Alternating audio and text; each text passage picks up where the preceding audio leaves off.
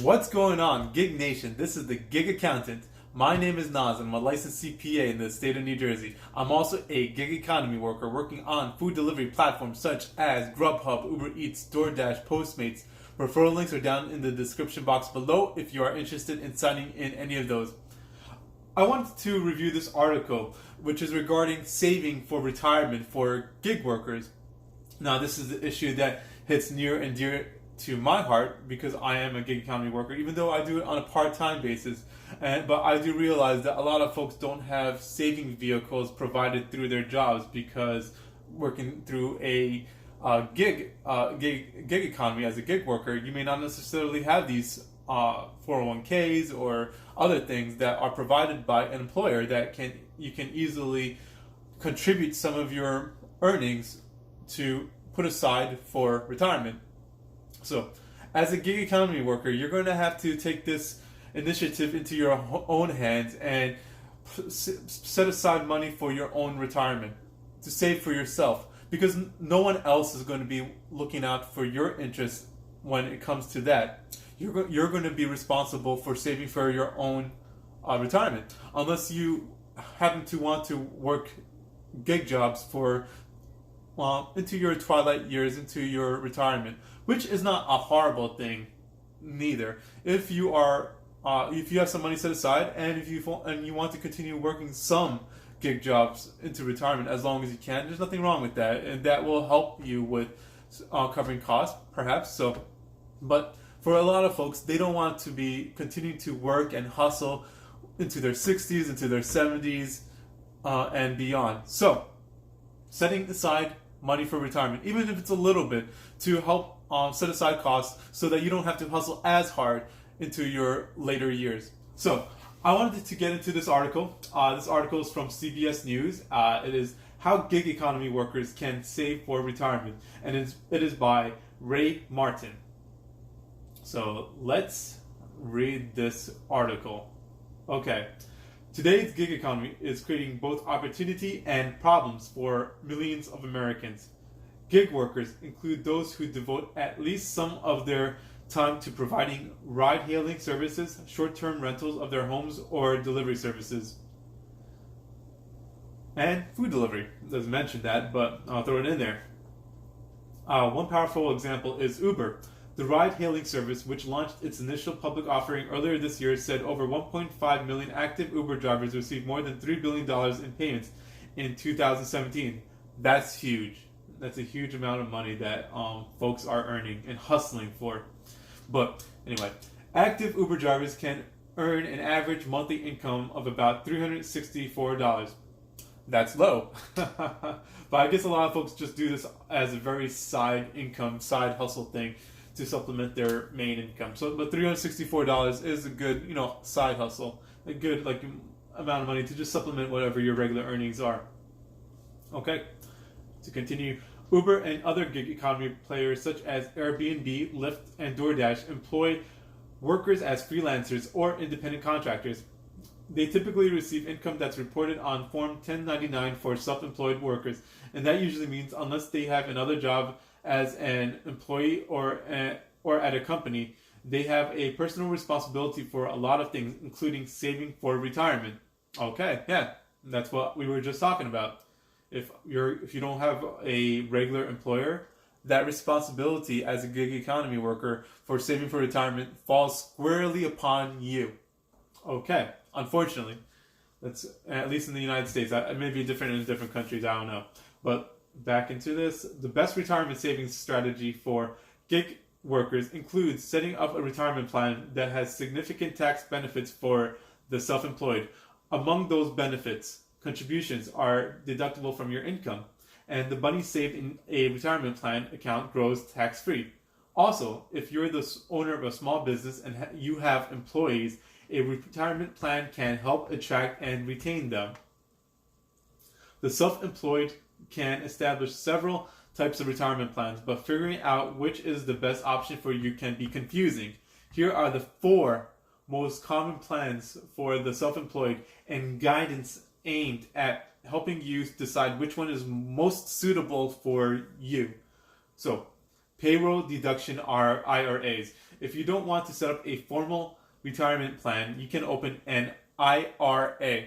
An employee who, as any employee you have, can open and contribute to their own IRAs through payroll deduction. As the employer, you can decide to make the IRA contributions for some of your employees and do so by increasing their pay by the amount you want to give them. This provides a simple and low-cost way to help employees save.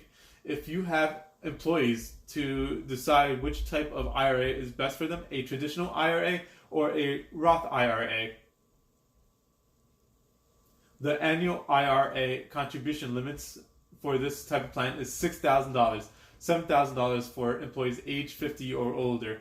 You can set up an IRA as the due date plus extensions of your income tax return for a specific year. Okay, so next retirement vehicle is Simplified Employee Pension, SEP. A SEP IRA potentially lets you make a larger contribution than what's allowed for a regular IRA. For 2019, you can contribute the lesser of 25% of pay, or $56,000, $62,000 if over age 50. So if your self-employed earnings are over $24,000 and you want to save more than $6,000 for retirement, a SEP IRA may be a better option than a regular IRA. So, concisely, a simplified employee pension (SEP IRA) will enable you to save more than a traditional IRA or a Roth IRA, up to $24,000. Up to $56,000 for earnings over $24,000. Okay. Oopsie. I accidentally clicked that. Hopefully it doesn't open up. A SEP IRA is also a good option for a worker who has two jobs, one as an employee and another as a freelance side gig. Oopsie. Let's close that up. Here's an example. Say a person has income from her work as an employee and income from working as a freelancer in the same year. In 2019, she can defer up to $19,000, $24,000, including catch-up contributions. Let's see. Okay. She can defer up to $19,000 of her salary from employment, W-2 income, into her employer's 401k. Yes, that's true. If the employer also makes a contribution, the total SEP IRA contribution is limited to $56,000. Okay. Since SEP IRA contributions are considered to come from her self-employed income reported on Form 1099, none of these contributions counts towards the $19,000 401k salary deferral limit, so she can contribute up to $56,000 or 25% of self-employed earnings, whichever is less, into her SEP IRA. So if you're going to be contributing $56,000, which is a maximum of 25%, that you're going to have to be earning an income of $224,000. Just put that out there. I'm sure that not most folks earn that, but there are some folks who do make that kind of money from these self-employed jobs. Maybe not necessarily gig jobs, or gig economy jobs, or at least the traditional that we see it as. But there are contractors out there with specialized skills that probably do pull in that kind of money, including doctors. I believe doctors are also considered to be independent contractors. So, let's get back into this. Oops, getting text messages. The downside of SEP IRA is that if you have employees, you must contribute a uniform percent of pay into a SEP IRA for each employee. Employees aren't permitted to make their own contributions to SEP.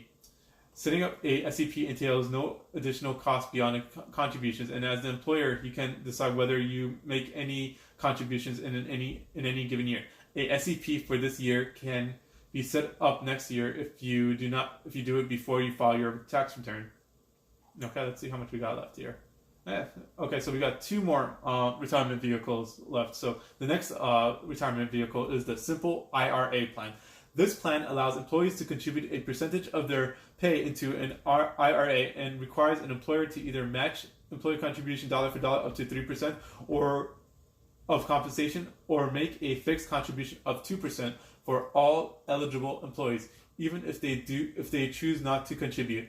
A simple IRA plan is allowed for employers with 100 or fewer employees. Other than the cost of making contributions, these plans also typically have no other cost to set up and operate. Like the SCP, a simple IRA can be established the following year, while tax deductions for contributions can apply this year. Okay, perfect.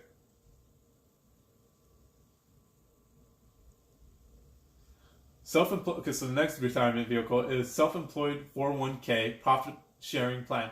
This is my favorite type of retirement plan because it allows the self-employed to make generous contributions both as an employer and as an employee. With this type of plan, you can make two types of contributions. One is a percentage of net profit. This is the employer's profit sharing component. The other is a fixed dollar amount up to the employee 401k contribution limits, $19,000 or $25,000 for those age 50 in 2019.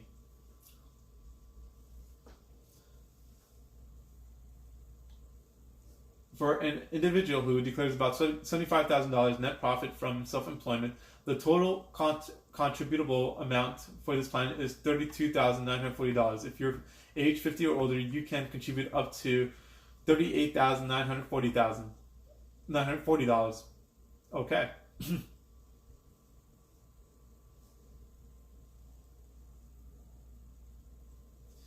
And self-employed 401k plan works best for a sole proprietor with no employees. That's because if you have any employees age 21 or older and who work at least 1,000 hours a year, you'll have to also open up accounts and make similar contributions for them.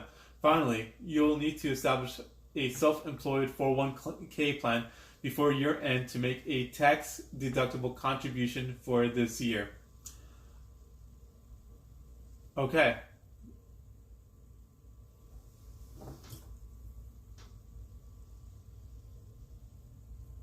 So, yeah, there you have it. There are four separate retirement vehicles that are open to folks who are gig economy workers, or have their own business, or independent contractors. So these are something that you're gonna have to really look into and figure out, determine which one is best for your individual situation, what's best for your individual circumstances. Some are best for if you have employers, some are best if you have employees, some are best if you're a self-employed individual. It depends on how much money you are seeking to contribute, how much money you are earning. So these are all factors that you're going to have to consider when you are attempting to determine what is the best optimal retirement vehicle for you to execute for your own personal savings.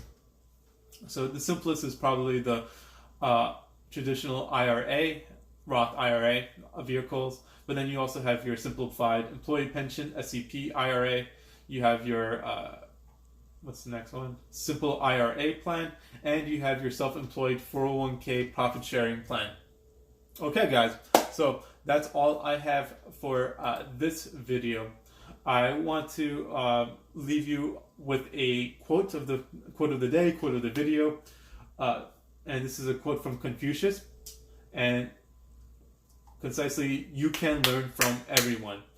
And the quote is, "If I am walking with two other men, each of them will serve as my teacher. I will pick out the good points of the one and imitate them, and the bad points of the other, and correct them in myself." And this is one of the great lessons of life. Everyone around you is a lesson. So learn everything you can from them. Pick out qualities in others which you admire and implement them, and use negative qualities as reminders of where you don't want to go, or get rid of bad traits that you might have yourself. There is something to be learned, and this really hits home to me, and I can really share personal examples regarding that. Like, for instance, at work, I may receive a review or criticism that I don't necessarily agree, but there is still something to be learned from that. That someone is looking at me in that manner, and I can think about it. Is there something that I can do in order to manage how other folks view me? Is there? If there is, maybe I can seek ways to execute that, or seek ways to kind of cover that so that folks are not seeing that as a negative for me. And sometimes sometimes there is just no way to kind of please everyone. So also keep in mind, it's impossible to please everyone. So, but there's something to be learned, even if you disagree with someone. And sometimes I see folks acting negatively. I have a colleague at work who's always getting in trouble because of the way he is acting in very brash mannerism, and he comes off and rubs people off the wrong way. And that's just a reminder of a way for me not to act, for me to be more respectful towards my colleagues, and to remember to be respectful, because other folks may be rubbed the wrong way, they may be irritated, they may be angered, and so that's something that I'm learning from someone who is acting in a negative manner. All right, guys, so that's all I got for today. As I mentioned earlier in the video, I'm a licensed CPA in the state of New Jersey. I offer accounting services, tax prep, tax planning, and consulting work. So if you are in the need of any of those, feel free to contact me. My rates are subject to change and at my own discretion. Currently, it's at $100 per hour. All right, guys, so that's all I got for today. Everyone be safe out there. Happy July 4th weekend. Go get those bags, secure that money, and have a great one. Peace, guys.